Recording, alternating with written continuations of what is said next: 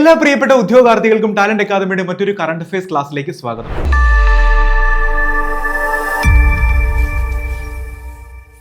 ഇന്ന് നമ്മൾ ചർച്ച ചെയ്യുന്നത് ജൂലൈ 16-ാം തീയതിയിലെ ആനുകാലിക സംഭവങ്ങളും അനുബന്ധ വിവരങ്ങളുമാണ്. നമുക്ക് ക്ലാസ്സിലേക്ക് കിടക്കാം. വരാനിരിക്കുന്ന പ്രധാനപ്പെട്ട പരീക്ഷകളിലൊന്നാണ് ലീഗൽ മെട്രോളജി ഓഫീസർ. അപ്പോൾ ഈ പരീക്ഷയ്ക്കായുള്ള റാങ്ക് ഫയൽ ടാലന്റ് അക്കാദമി പുറത്തിറക്കിയിരിക്കുന്നു. ടാലന്റ് അക്കാദമിയുടെ ഓൺലൈൻ പ്ലാറ്റ്ഫോമുകളിൽ നിന്നും അതുപോലെ തന്നെ സ്ക്രീനിൽ കാണുന്ന നമ്പറിൽ കോൺടാക്ട് ചെയ്താൽ നിങ്ങൾക്ക് ഈ പുസ്തകം പർച്ചേസ് ചെയ്യാൻ സാധിക്കുന്നതാണ്. പൂർണ്ണമായും സിലബസ് അധിഷ്ഠിതമായി മുൻവർഷ ചോദ്യപേപ്പർ ഉൾപ്പെടുത്തിയാണ് ഈ ഒരു പുസ്തകം തയ്യാറാക്കിയിരിക്കുന്നത്. അപ്പോൾ എത്രയും പെട്ടെന്ന് ഈ ഒരു പുസ്തകം സ്വന്തമാക്കി നിങ്ങളുടെ തയ്യാറെടുപ്പുകൾ ആരംഭിക്കുക. ഇന്നത്തെ ക്ലാസ്സിൽ നമ്മൾ ചർച്ച ചെയ്യുന്ന ആദ്യത്തെ വാർത്ത 2026 ജൂലൈയിൽ കേന്ദ്ര സാംസ്കാരിക വകുപ്പിന്റെ വിശിഷ്ട വ്യക്തികൾക്കുള്ള സീനിയർ ഫെലോഷിപ്പിന് അർഹനായത് ആരാണെന്നാണ്. ഞാൻ ഒന്നുകൂടി ആവർത്തിക്കാം. 2026 ജൂലൈയിൽ കേന്ദ്ര സാംസ്കാരിക വകുപ്പിന്റെ വിശിഷ്ട വ്യക്തികൾക്കുള്ള സീനിയർ ഫെലോഷിപ്പിന് അർഹനായത് ആരാണ്? ഡോക്ടർ AM ഉണ്ണികൃഷ്ണനാണ് കേട്ടോ. ഡോക്ടർ AM ഉണ്ണികൃഷ്ണനാണ് ഈ ഒരു ഫെലോഷിപ്പിന് അർഹനായിരിക്കുന്നത്. ആ ഫെലോഷിപ്പിന്റെ പേര് ഓർത്തു വെക്കുക. കേന്ദ്ര സാംസ്കാരിക വകുപ്പിന്റെ വിശിഷ്ട വ്യക്തികൾക്കുള്ള സീനിയർ ഫെലോഷിപ്പാണ്. ആർക്ക് ലഭിച്ചു? ഡോക്ടർ AM ഉണ്ണികൃഷ്ണനാണ് ഈ ഒരു ഫെലോഷിപ്പ് ലഭിച്ചിരിക്കുന്നത്. ചട്ടമ്പി സ്വാമികളുടെ ഗദ്യ സംഭാവനകൾ എന്ന വിഷയത്തിൽ പഠനം നടത്തുന്നതിനായിട്ടാണ് ഈ ഒരു ഫെലോഷിപ്പ് ഇദ്ദേഹത്തിന് ലഭിച്ചിരിക്കുന്നത്. ഏതാണ്? ചട്ടമ്പി സ്വാമികളുടെ ഗദ്യ സംഭാവനകൾ എന്ന വിഷയത്തിൽ പഠനം നടത്തുന്നതിനാണ് ഇദ്ദേഹത്തിന് ഈ ഒരു ഫെലോഷിപ്പ് ലഭിച്ചിരിക്കുന്നത്. അപ്പോൾ നമ്മൾ പഠിച്ച ആദ്യത്തെ വാർത്ത എന്താണ്? 2026 ജൂലൈയിൽ കേന്ദ്ര സാംസ്കാരിക വകുപ്പിന്റെ വിശിഷ്ട വ്യക്തികൾക്കുള്ള സീനിയർ ഫെലോഷിപ്പിന് അർഹനായത് ആരാണ്? Doctor AM Unnikrishnan. ഇന്നത്തെ ക്ലാസ്സിൽ നമ്മൾ ചർച്ച ചെയ്യുന്ന രണ്ടാമത്തെ വാർത്ത 2026 ജൂലൈയിൽ SBT ഓർമ്മക്കൂട് പുരസ്കാരത്തിന് അർഹരായത് ആരൊക്കെയാണെന്നാണ്. SBT ഓർമ്മക്കൂട് പുരസ്കാരം, SBTയുടെ ഓർമ്മക്കൂട് പുരസ്കാരത്തിന് അർഹരായവരാരൊക്കെയാണ്? MG ശ്രീകുമാറും ആലങ്കോട് ലീലാകൃഷ്ണനും. ഗായകനായ MG ശ്രീകുമാറിനും കവിയായ ആലങ്കോട് ലീലാകൃഷ്ണനുമാണ് ഈ ഒരു പുരസ്കാരം ലഭിച്ചിരിക്കുന്നത്. അപ്പൊ ഏതാണ് ആ പുരസ്കാരം? ഓർത്തു വെക്കുക. SBT ഓർമ്മക്കൂട് പുരസ്കാരം ആർക്ക് ലഭിച്ചു?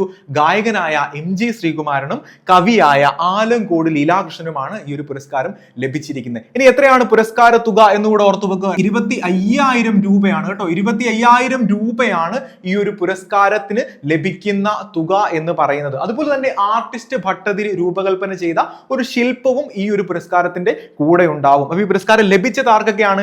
MG ശ്രീകുമാറിനും ആലങ്കോട് ലീലാകൃഷ്ണനുമാണ്. അതുപോലെ പുരസ്കാര തുക എത്രയാണ്? 25,000 രൂപയാണ്. അതുപോലെ ആർട്ടിസ്റ്റ് ഭട്ടതിരി രൂപകൽപ്പന ചെയ്ത ഒരു ശില്പവും ഈ അവാർഡിനൊപ്പം ഇവർക്ക് ലഭിക്കും. ഇന്നത്തെ ക്ലാസ്സിൽ നമ്മൾ ചർച്ച ചെയ്യുന്ന രണ്ടാമത്തെ പുരസ്കാര വാർത്തയാണ് കൊട്ടാരക്കര ഭരത് മുരളി കൾച്ചറൽ സെന്ററിന്റെ ചലച്ചിത്ര പുരസ്കാരം 2026 അർഹനായത് ആരാണ്? കൊട്ടാരക്കര ഭരത് മുരളി കൾച്ചറൽ സെന്ററിന്റെ ചലച്ചിത്ര പുരസ്കാരമാണ് കേട്ടോ. ഏതാണ്? ഭരത് മുരളി കൾച്ചറൽ സെന്ററിന്റെ ചലച്ചിത്ര പുരസ്കാരം 2026 അർഹനായത് ആരാണ്? സംവിധായകനായ അടൂർ ഗോപാലകൃഷ്ണനാണ് ഈ ഒരു പുരസ്കാരം ലഭിച്ചിരിക്കുന്നത്. ഏത് പുരസ്കാരമാണ്? ഞാൻ ഒരിക്കൽ കൂടി ആവർത്തിക്കാം. ഭരത് മുരളി കൾച്ചറൽ സെന്ററിന്റെ ചലച്ചിത്ര 2026 ചലച്ചിത്ര പുരസ്കാരം ആർക്ക് ലഭിച്ചു? അടൂർ ഗോപാലകൃഷ്ണന് ലഭിച്ചു. ചലച്ചിത്ര മേഖലയിലെ സമഗ്ര സംഭാവനകൾക്കാണ് ഇദ്ദേഹത്തിന് ഈ ഒരു പുരസ്കാരം ലഭിച്ചിരിക്കുന്നത്. 25,000 രൂപയും ശില്പവുമാണ് ഈ പുരസ്കാരത്തിനൊപ്പം ഇദ്ദേഹത്തിന് ലഭിക്കുന്നത്. അപ്പോൾ നമ്മൾ പഠിച്ച പോയിന്റ് എന്താണ്? കൊട്ടാരക്കര ഭരത് മുരളി കൾച്ചറൽ സെന്ററിന്റെ ചലച്ചിത്ര പുരസ്കാരം 2026 ജേതാവ് ആരാണ്? അടൂർ ഗോപാലകൃഷ്ണൻ. മറ്റൊരു വാർത്ത നമുക്ക് പരിശോധിക്കാം. അന്തരിച്ച മുൻ മുഖ്യമന്ത്രി VS അച്യുതാനന്ദന് സ്മാരകം നിലവിൽ വരുന്നത് എവിടെയാണ്? അന്തരിച്ച മുൻ മുഖ്യമന്ത്രി VS അച്യുതാനന്ദന് സ്മാരകം നിലവിൽ വരുന്നത് എവിടെയാണ്? വലിയ ചുടുകാട്. വലിയ ചുടുകാട് എവിടെയാണ്? ആലപ്പുഴ ജില്ലയിലെ വലിയ ചുടുകാട്ടിലാണ് അന്തരിച്ച മുൻ മുഖ്യമന്ത്രി VS അച്യുതാനന്ദന് സ്മാരകം ഒരുങ്ങുന്നത്. ജൂലൈ 21 അദ്ദേഹത്തിന്റെ സ്മരണ ദിനം. നമുക്കറിയാം 2025 ജൂലൈ 21 അദ്ദേഹം നമ്മളെ വിട്ടുപിരിഞ്ഞത്. അപ്പോൾ ജൂലൈ 21 അദ്ദേഹത്തിന്റെ സ്മരണ ദിനമാണ്. ഈ അനുസ്മരണ ദിനത്തിലായിരിക്കും ഇദ്ദേഹത്തിന്റെ ഈ സ്മാരകം പൂർത്തിയാവുന്നത്. ഇനി സ്മാരകം നിർമ്മിക്കുന്നത് ആരാണെന്ന് കൂടെ നിങ്ങളുടെ ഓർമ്മയിൽ ഉണ്ടാവണം. ശില്പിയായ ഉണ്ണി കാനായി ആണ് ഈ ഒരു സ്മാരകം നിർമ്മിക്കുന്നത്. ആരാണ്? ശില്പിയായ ഉണ്ണി കാനായി ആണ് PS അച്യുതാനന്ദന്റെ വലിയ ചുടുകാട്ടിലെ സ്മാരകം നിർമ്മിക്കുന്നത്. അപ്പോൾ നമ്മൾ ചർച്ച ചെയ്ത വാർത്ത എന്തായിരുന്നു? അന്തരിച്ച മുൻ മുഖ്യമന്ത്രി VS അച്യുതാനന്ദന് സ്മാരകം നിലവിൽ വരുന്ന എവിടെയാണ്? ആലപ്പുഴ ജില്ലയിലെ വലിയ ചുടുകാട്. 10th ലെവൽ പരീക്ഷകൾക്ക് തയ്യാറെടുക്കുന്ന ഉദ്യോഗാർത്ഥികൾക്കായിട്ടുള്ള ഒരു സുവർണ സമ്മാനവുമായിട്ടാണ് ടാലന്റ് അക്കാദമി വന്നിരിക്കുന്നത്. 10th ലെവൽ PYQ പുസ്തകം ഇപ്പോൾ വിപണിയിൽ ലഭ്യമാണ്. 30 ചോദ്യ പേപ്പറും അതിൽ 30,000 ചോദ്യങ്ങളും അനുബന്ധ വസ്തുതകളും ഉൾപ്പെടുത്തിയിട്ടാണ് ഈ ഒരു പുസ്തകം തയ്യാറാക്കുന്നത്. തയ്യാറാക്കിയിരിക്കുന്നത്. ഏറ്റവും ലേറ്റസ്റ്റ് എഡിഷൻ, ഏറ്റവും ലേറ്റസ്റ്റ് ആയിട്ടുള്ള പരീക്ഷകളുടെ വിശദമായിട്ടുള്ള വിശകലനം ഈ ഒരു പുസ്തകത്തിലുണ്ടാവും. അപ്പോൾ എത്രയും പെട്ടെന്ന് ഈ പരീക്ഷകൾക്ക് തയ്യാറെടുക്കുന്ന ഉദ്യോഗാർത്ഥികൾ ഈ പുസ്തകം സ്വന്തമാക്കി നിങ്ങളുടെ പ്രിപ്പറേഷൻ സ്റ്റാർട്ട് ചെയ്ത് നിങ്ങളുടെ സ്വപ്ന ജോലിയിലോട്ടും നിങ്ങളുടെ സ്വപ്ന റാങ്കിലോട്ടും എത്തിച്ചേരുക. ഒരു പുസ്തകവുമായി ബന്ധപ്പെട്ട വാർത്തയാണ് നമ്മൾ അടുത്തതായി ചർച്ച ചെയ്യുന്നത്. മഹാഭാരതത്തെ ആസ്പദമാക്കി ഡോക്ടർ എം ലീലാവതി രചിക്കുന്ന പുതിയ പുസ്തകം ഏതാണ്? മഹാഭാരതത്തെ ആസ്പദമാക്കിയിട്ട് ആരാണ് ഡോക്ടർ എം ലീലാവതി രചിക്കുന്ന പുതിയ പുസ്തകം ഏതാണ്? ഭാരതാലോകം. ഭാരതാലോകമാണ്. ആരാണ് രചിക്കുന്നത്? ഡോക്ടർ എം ലീലാവതിയാണ് ഈ ഒരു പുസ്തകം രചിക്കുന്നത്. ഇനി എന്താണ് ഇതിന്റെ പ്രമേയം എന്ന് പറയുന്നത്? മഹാഭാരതമാണ് കേട്ടോ. മഹാഭാരതത്തെ ആസ്പദമാക്കി ഡോക്ടർ എം ലീലാവതി രചിക്കുന്ന പുതിയ പുസ്തകത്തിന്റെ പേര് നിങ്ങളുടെ ഓർമ്മയിൽ ഉണ്ടാവണം. ഭാരതാലോകമാണ്. 98 വയസ്സിലാണ് ലീലാവതി ടീച്ചർ ഈ ഒരു പുസ്തകത്തിന്റെ രചന നിർവഹിക്കുന്നത്. അപ്പോൾ നമ്മൾ പഠിച്ച പോയിന്റ് എന്നായിരുന്നു? മഹാഭാരതത്തെ ആസ്പദമാക്കി ഡോക്ടർ എം ലീലാവതി രചിക്കുന്ന പുതിയ പുസ്തകത്തിന്റെ പേരെന്താണ്? ഭാരതാലോകം. ഇന്നത്തെ ക്ലാസ്സിൽ നമ്മൾ ചർച്ച ചെയ്യുന്ന മറ്റൊരു വാർത്ത, ഏത് രാജ്യവുമായി സഹകരിച്ചാണ് India international centre for civilisational studies Manas and Mahabharata ആരംഭിക്കുന്നത്? അപ്പൊ ഏത് രാജ്യവുമായി സഹകരിച്ചിട്ടാണ് international centre for civilisational studies Manas and Mahabharata ആരംഭിക്കുന്നത്? അത് ഏത് രാജ്യമാണ്? അത് കിർഗിസ്ഥാൻ ആണ്. മറന്നു പോകരുത്. ഈ സ്ഥാപനം ആരംഭിക്കുന്ന ഏത് സ്ഥാപനമാണ്? International centre for civilisational studies Manas and Mahabharata ആരംഭിക്കുന്നത് ഏത് രാജ്യവുമായി ഇന്ത്യ സഹകരിച്ചുകൊണ്ടാണ്? കിർഗിസ്ഥാനുമായിട്ടാണ് കേട്ടോ. കിർഗിസ്ഥാനിലെ ബിഷ്കെക്കിലായിരിക്കും ഈ ഒരു സ്ഥാപനം, ഈ സ്റ്റഡി സെന്റർ നിലവിൽ വരുക. ഈ പഠന കേന്ദ്രം എവിടെയാണ് നിലവിൽ വരുന്നത്? കിർഗിസ്ഥാനിലെ ബിഷ്കെക്കിലായിരിക്കും ഈ ഒരു പഠന കേന്ദ്രം നിലവിൽ വരിക. എന്താണ് മനാസ്? മനാസ് എന്ന് പറയുന്നത് കിർഗിസ്ഥാന്റെ ദേശീയ ഇതിഹാസങ്ങളിൽ ഒന്നാണ്. മനാസ് എന്ന് പറയുന്നത് കിർഗിസ്ഥാന്റെ ദേശീയ ഇതിഹാസങ്ങളിൽ ഒന്നാണ് മനാസ് എന്ന് പറയുന്നത്. അപ്പൊ മനാസും മഹാഭാരതവും ഉണ്ട്. ആ ഇതിഹാസങ്ങളുടെ പേര് നിങ്ങളുടെ ഓർമ്മയിൽ ഉണ്ടാവണം. അപ്പോൾ നമ്മൾ പഠിച്ച പോയിന്റ് എന്താണ്? ഏത് രാജ്യവുമായി സഹകരിച്ചാണ് international centre for civilisational studies Manas and Mahabharata നിലവിൽ വരുന്നത്? കിർഗിസ്ഥാനുമായി സഹകരിച്ചാണ് നിലവിൽ വരുന്നത്. കിർഗിസ്ഥാനിലെ ബിഷ്കെക്കിലാണ് ഈ ഒരു പഠന കേന്ദ്രം നിലവിൽ വരുന്നത്. ഇനി നമുക്കൊരു ക്യാമ്പയിനുമായി ബന്ധപ്പെട്ട ഒരു വസ്തുത പരിശോധിക്കാം. 2028-29 കാലയളവിലെ UN രക്ഷാ സമിതിയിലെ താത്കാലിക അംഗത്വം ലഭിക്കുന്നതിനായി ഇന്ത്യ ആരംഭിച്ച ക്യാമ്പയിന്റെ പേരെന്താണ്? 2028-29 കാലയളവിലെ UN രക്ഷാ സമിതിയിലെ താത്കാലിക അംഗത്വം ലഭിക്കുന്നതിനായി ഇന്ത്യ ആരംഭിച്ച ക്യാമ്പയിന്റെ പേരാണ് ഈ ശാന്തി എന്നാണ് ഈ ഒരു ക്യാമ്പയിന്റെ പേര്. എന്താണ് ഈ ക്യാമ്പയിന്റെ പ്രാധാന്യം? 2028-29 കാലയളവിലെ UN രക്ഷാ സമിതിയിലെ താത്കാലിക അംഗത്വം ലഭിക്കുന്നതിനായിട്ടാണ് ഇന്ത്യ ഈ ഒരു ക്യാമ്പയിൻ ആരംഭിച്ചിരിക്കുന്നത്. എന്താണ് ആ ക്യാമ്പയിന്റെ പേര്? ശാന്തി എന്നാണ്. അപ്പൊ ശാന്തി എന്നതിന്റെ പൂർണ്ണ രൂപം കൂടെ മനസ്സിലാക്കി വെക്കുക. Securing holistic advancement through norms, trust and integrity. എന്താണ്? Securing holistic advancement through norms, trust and integrity എന്നാണ് ശാന്തിയുടെ പൂർണ്ണ രൂപം. ഇനി ആരാണ് ശാന്തി അവതരിപ്പിച്ചതെന്ന് കൂടെ നിങ്ങളുടെ ഓർമ്മയിൽ ഉണ്ടാവണം. വിദേശകാര്യ വകുപ്പ് മന്ത്രിയായ എസ് ജയശങ്കർ ആയിരുന്നു ശാന്തി അവതരിപ്പിച്ചത്. ആരായിരുന്നു? വിദേശകാര്യ വകുപ്പ് മന്ത്രിയായ എസ് ജയശങ്കർ ആയിരുന്നു ശാന്തി അവതരിപ്പിച്ചത്. അപ്പോൾ നമ്മൾ പഠിച്ച പ്രധാനപ്പെട്ട പോയിന്റ് എന്തായിരുന്നു? 2028-29 കാലയളവിലെ UN രക്ഷാ സമിതിയിലെ താത്കാലിക അംഗത്വം ലഭിക്കുന്നതിനായിട്ട് ഇന്ത്യ ഒരു ക്യാമ്പയിൻ ആരംഭിച്ചു. എന്താണ് ആ ക്യാമ്പയിന്റെ പേര്? ശാന്തി. നമുക്ക് മറ്റൊരു വാർത്ത പരിശോധിക്കാം. സർക്കാർ തലത്തിലുള്ള ആദ്യത്തെ AI സർവകലാശാല നിലവിൽ വരുന്ന സംസ്ഥാനം ഏതാണ്? കർണാടകമാണ് സർക്കാർ തലത്തിലുള്ള രാജ്യത്തെ ആദ്യത്തെ AI സർവകലാശാല നിലവിൽ വരുന്നത്. AI മേഖലയിലുള്ള ഗവേഷണം, പഠനം, സംരംഭകത്വം എന്നിവയെല്ലാം വികസിപ്പിക്കുന്നതിനായിട്ടാണ് ഈ ഒരു സർവകലാശാല നിലവിൽ വരുന്നത്. അപ്പോൾ രാജ്യത്തെ ആദ്യത്തെ AI സർവകലാശാല ഓർത്തു വെക്കുക. രാജ്യത്തെ ആദ്യത്തെ AI സർവകലാശാല എവിടെയാണ്? ഏത് സംസ്ഥാനത്താണ് നിലവിൽ വരുന്നത്? കർണാടകത്തിലാണ്. നമുക്ക് മറ്റൊരു വാർത്തയിലേക്ക് കടക്കാം. അടുത്തിടെ കരീബിയൻ കടലിൽ നിന്ന് കണ്ടെത്തിയ കടലൊച്ചിന് ഏത് കായിക താരത്തിനോടുള്ള ആദര സൂചകമായിട്ടാണ് അദ്ദേഹത്തിന്റെ പേര് നൽകിയത്? അപ്പൊ കരീബിയൻ കടലിൽ നിന്ന് അടുത്തിടെ ഒരു ഒച്ചിനെ കണ്ടെത്തി. ആ ഒച്ചിന് ഒരു കായിക താരത്തിനോടുള്ള ആദര സൂചകമായിട്ട് അദ്ദേഹത്തിന്റെ പേര് നൽകിയുണ്ട്. അപ്പൊ ഏതാണ് ആ കായിക താരം എന്ന് നമുക്ക് നോക്കാം. വോസിഞ്ഞയാണ് ആ കായിക താരം. വോസിഞ്ഞയെ നമ്മൾ ആരും മറക്കാനിടയില്ല. കഴിഞ്ഞ വേൾഡ് കപ്പിൽ അദ്ദേഹത്തിന്റെ പ്രകടനം നമുക്ക് എല്ലാവർക്കും ഓർമ്മയുള്ളതാണ്. കേപ്പ് വെർദയുടെ ഒരു കായിക താരമാണ്. കേപ്പ് വെർദയ്ക്ക് വേണ്ടി ഗോൾ കീപ്പർ ആയിരുന്ന ഒരു താരമാണ് വോസിഞ്ഞ എന്ന് പറയുന്നത്.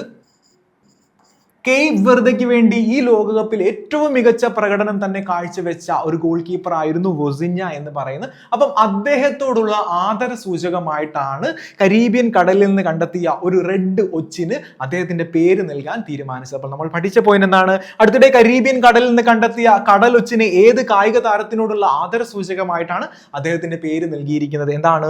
വോസിഞ്ഞയോടുള്ള, കേപ്പ് വെർദയുടെ വോസിഞ്ഞയോടുള്ള ആദര സൂചകമായിട്ട് അദ്ദേഹത്തിന്റെ പേര് നൽകിയിരിക്കുന്നത്. അൽഡീസ വോസിഞ്ഞ എന്നാണ് ഈ ഒരു ഒച്ചിന് പേര് നൽകിയിരിക്കുന്നത്. എന്താണ്?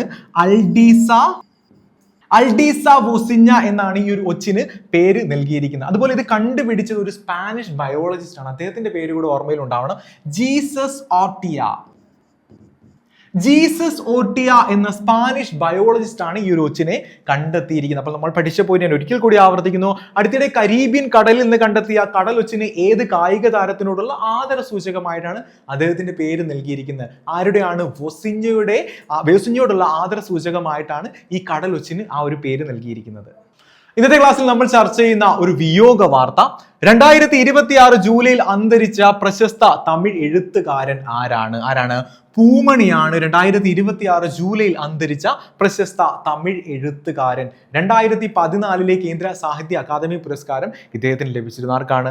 പൂമണിക്ക് ലഭിച്ചിരുന്നു. അപ്പൊ 2026 ജൂലൈയിൽ അദ്ദേഹം നമ്മോട് വിട പറഞ്ഞിരിക്കുന്നു. അതുപോലെ അദ്ദേഹത്തിന്റെ തന്നെ വെക്കൈ എന്ന നോവൽ അസുരൻ എന്ന പേരിൽ വെട്രിമാരൻ സിനിമയാക്കുകയുണ്ടായിട്ടുണ്ടായിരുന്നു. നാഷണൽ അവാർഡൊക്കെ ലഭിച്ച ഒരു സിനിമയാണ് വെക്കൈ എന്ന നോവലിനെ ആസ്പദമാക്കിയിട്ടായിരുന്നു അസുരൻ തയ്യാറാക്കിയത്. വെട്രിമാരനായിരുന്നു അസുരൻ സിനിമയുടെ സംവിധായകൻ. അതുപോലെ മാണിക്യവാസകം എന്നാണ് ഇദ്ദേഹത്തിന്റെ ശരിയായ നാമം. ഇദ്ദേഹത്തിന്റെ തൂലികാ നാമമാണ് പൂമണി എന്ന് പറയുന്നത്. അപ്പോൾ നമ്മൾ പഠിച്ച പോയിന്റ് എന്താണ്? 2026 ജൂലൈയിൽ അന്തരിച്ച പ്രശസ്ത തമിഴ് എഴുത്തുകാരൻ ആരാണ്? പൂമണിയാണ് കേട്ടോ. ഇന്നത്തെ ക്ലാസ്സിൽ നമ്മൾ ചർച്ച ചെയ്യുന്ന രണ്ടാമത്തെ വിയോഗ വാർത്ത, 2026 ജൂലൈയിൽ അന്തരിച്ച പ്രശസ്ത പാവകളി കലാകാരി ആരാണ്? മൂഴിക്കൽ പങ്കജാക്ഷിയാണ് 2026 ജൂലൈയിൽ അന്തരിച്ച പ്രശസ്ത പാവകളി കലാകാരി. 2020 രാജ്യം പത്മശ്രീ നൽകി മൂഴിക്കൽ പങ്കജാക്ഷിയെ ആദരിച്ചിരുന്നു. 2020 മൂഴിക്കൽ പങ്കജാക്ഷിക്ക് പത്മശ്രീ പുരസ്കാരം ലഭിക്കുന്നത്. അതുപോലെ വിദേശ രാജ്യങ്ങളിൽ ഫ്രാൻസിലേക്ക് ഉൾപ്പെടെ മൂഴിക്കൽ പങ്കജാക്ഷി പാവകളി അവതരിപ്പിച്ചിട്ടുണ്ട്. ഇപ്പോൾ 2026 ജൂലൈയിൽ അന്തരിച്ച പ്രശസ്ത പാവകളി കലാകാരിയുടെ പേരെന്താണ്? മൂഴിക്കൽ പങ്കജാക്ഷി. ജോലി സാധ്യത ഏറെയുള്ള പരീക്ഷയാണ് CPO അല്ലെങ്കിൽ വുമൺ CPO. ഇപ്പൊ ഈ രണ്ട് പരീക്ഷകൾക്കും തയ്യാറെടുക്കാനായിട്ടുള്ള സ്പെഷ്യൽ ടോപ്പിക്കിന്റെ ഒരു സ്പെഷ്യൽ ബുക്ക് ടാലന്റ് അക്കാദമി പുറത്തിറക്കിയിട്ടുണ്ട്. അപ്പോൾ എത്രയും പെട്ടെന്ന് മുൻവർഷ ചോദ്യപേപ്പറുകളെ അടിസ്ഥാനമാക്കി ഫുൾ സിലബസ് കവർ ചെയ്യുന്ന, നിങ്ങൾക്ക് നിങ്ങളുടെ സ്വപ്ന ജോലിയിലോട്ട് ഒരു റാങ്ക് ഉറപ്പിക്കാൻ സഹായിക്കുന്ന രീതിയിലാണ് ഈ ഒരു പുസ്തകം തയ്യാറാക്കിയിരിക്കുന്നത്. അപ്പോൾ സ്ക്രീനിൽ കാണുന്ന നമ്പറിൽ കോൺടാക്ട് ചെയ്താൽ നിങ്ങൾക്ക് ഈ ഒരു പുസ്തകം പർച്ചേസ് ചെയ്യാൻ സാധിക്കുന്നതാണ്. അതുപോലെ തന്നെ ടാലന്റ് അക്കാദമിയുടെ ഒഫീഷ്യൽ വെബ്സൈറ്റിൽ നിന്ന് നിങ്ങൾക്ക് ഈ പുസ്തകം പർച്ചേസ് ചെയ്യാൻ സാധിക്കും. ഇന്ന് പഠിച്ച പ്രധാനപ്പെട്ട കാര്യങ്ങൾ ഒരിക്കൽ കൂടെ നമ്മുടെ മനസ്സിൽ ഉറപ്പിക്കേണ്ടേ? നമ്മുടെ റാപ്പിഡ് റിവിഷന്റെ ടൈമാണ് കേട്ടോ. 2026 ജൂലൈയിൽ കേന്ദ്ര സാംസ്കാരിക വകുപ്പിന്റെ വിശിഷ്ട വ്യക്തികൾക്കുള്ള സീനിയർ ഫെലോഷിപ്പിന് അർഹനായത് ആരാണെന്നാണ് നമ്മൾ ആദ്യം പഠിച്ചത്. Doctor AM Unnikrishnan. അതുപോലെ 2026 ജൂലൈയിൽ SBT ഓർമ്മക്കൂട് പുരസ്കാരത്തിന് അർഹരായവർ ആരൊക്കെയായിരുന്നു? MG ശ്രീകുമാറും ആലങ്കോട് ലീലാകൃഷ്ണനുമാണ്. പിന്നീട് നമ്മൾ ചർച്ച ചെയ്തത് കൊട്ടാരക്കര ഭരത് മുരളി കൾച്ചറൽ സെന്ററിന്റെ ചലച്ചിത്ര പുരസ്കാരം 2026 അർഹനായത് ആരാണ്? അടൂർ ഗോപാലകൃഷ്ണനാണ്. അതുപോലെ അന്തരിച്ച മുൻ മുഖ്യമന്ത്രി VS അച്യുതാനന്ദന് സ്മാരകം നിലവിൽ വരുന്നത് എവിടെയാണെന്ന് നമ്മൾ പഠിച്ചിരുന്നു. എവിടെയാണ്? ആലപ്പുഴ ജില്ലയിലെ വലിയ ചുടുകാട്ടിലാണ് VS അച്യുതാനന്ദന്റെ സ്മാരകം നിലവിൽ വരുന്നത്. അതുപോലെ 2028-29 കാലയളവിലെ UN രക്ഷാസമിതിയിലെ താത്കാലിക അംഗത്വം ലഭിക്കുന്നതിനായി ഇന്ത്യ ആരംഭിച്ച ക്യാമ്പയിന്റെ പേര് നമ്മൾ ഈ ക്ലാസ്സിൽ ചർച്ച ചെയ്തിരുന്നു. ഇപ്പോൾ നമുക്കറിയാം അതിന്റെ പേര് ശാന്തി എന്നാണ്. അതുപോലെ സർക്കാർ തലത്തിലുള്ള ആദ്യത്തെ AI സർവകലാശാല നിലവിൽ വരുന്ന സംസ്ഥാനത്തിന്റെ പേരും ഈ ക്ലാസ്സിൽ നമ്മൾ പഠിച്ചിരുന്നു. ഏതായിരുന്നു സംസ്ഥാനം? കർണാടകം. പിന്നീട് നമ്മൾ ചർച്ച ചെയ്തത് അടുത്തിടെ കരീബിയൻ കടലിൽ നിന്ന് കണ്ടെത്തിയ കടലൊച്ചിന് ഏത് കായിക താരത്തിനോടുള്ള ആദര സൂചകമായിട്ടാണ് അദ്ദേഹത്തിന്റെ പേര് നൽകിയത്? എന്നോടൊപ്പം പറഞ്ഞു, അത് വോസിഞ്ഞയാണ്. അതുപോലെ 2026 ജൂലൈയിൽ അന്തരിച്ച പ്രശസ്ത തമിഴ് എഴുത്തുകാരന്റെ പേര് നമ്മൾ ഈ ക്ലാസ്സിൽ ചർച്ച ചെയ്തിരുന്നു. പൂമണി. എന്താണ്? പൂമണി. പിന്നീട് നമ്മൾ ചർച്ച ചെയ്ത് 2026 ജൂലൈയിൽ അന്തരിച്ച പ്രശസ്ത പാവകളി കലാകാരിയെ പറ്റിയായിരുന്നു. എന്തായിരുന്നു അതിന്റെ ഉത്തരം? മൂഴിക്കൽ പങ്കജാക്ഷി. എന്താണ്? മൂഴിക്കൽ പങ്കജാക്ഷി. കഴിഞ്ഞ ക്ലാസ്സുമായി ബന്ധപ്പെട്ട രണ്ട് ചോദ്യങ്ങൾ നൽകുകയാണ്. ഉത്തരം നിങ്ങൾ കമന്റ് ചെയ്യുക. ഒന്നാമത്തെ ചോദ്യം, ബ്ലേഡ് മാഫിയയുടെ ചൂഷണവും ഭീഷണിയും ഇല്ലാതാക്കാൻ കേരള ആഭ്യന്തര വകുപ്പ് ആരംഭിച്ച പദ്ധതി ഏതാണ്? ഓപ്പറേഷൻ സാക്കർ, ഓപ്പറേഷൻ കുബേര, ഓപ്പറേഷൻ സുരക്ഷ, ഓപ്പറേഷൻ കവചം. രണ്ടാമത്തെ ചോദ്യം, 72ാമത് 2026 നെഹ്റു ട്രോഫി വള്ളം കളിയുടെ ഭാഗ്യചിഹ്നം ഡിസൈൻ ചെയ്തത് ആരാണ്? KV ബിജിമോൾ ആണോ, ഹരിൻ കൈരളിയാണോ, സജീവ് ബാലനാണോ, അതോ അനൂപ് രാജാണോ? ഇനി കഴിഞ്ഞ ക്ലാസ്സിൽ നൽകിയിരുന്ന 2 ചോദ്യങ്ങളുടെ ഉത്തരങ്ങൾ കൂടെ നമുക്ക് ചർച്ച ചെയ്യാം. വിംബിൾഡൺ 2026 പുരുഷ സിംഗിൾസ് കിരീടം നേടിയത് ആരാണ്? നമുക്കറിയാം, അത് ഓപ്ഷൻ സി ജാനിക് സിന്നർ ആയിരുന്നു 2026 വിംബിൾഡൺ പുരുഷ സിംഗിൾസ് കിരീടം നേടിയത്. അതുപോലെ തന്നെ ലോർഡ്സിൽ ടെസ്റ്റ് സെഞ്ചുറി നേടിയ ആദ്യ വനിതാ ക്രിക്കറ്റർ ആരാണ്? സ്മൃതി മന്ദാനയാണോ, ഷെഫാലി വർമ്മയാണോ, യസ്തിക ഭാട്ടിയാണോ, ഹർമൻപ്രീത് കൗർ ആണോ? ശരിയായ ഉത്തരം എന്താണ്? ഓപ്ഷൻ സി യസ്തിക ഭാട്ടിയാണ്. ഇത് നമ്മൾ പഠിച്ച ഭാഗങ്ങൾ എല്ലാവർക്കും മനസ്സിലായെന്ന് പ്രതീക്ഷിക്കുന്നു. അടുത്ത ക്ലാസ്സിൽ വീണ്ടും കാണാം. നന്ദി.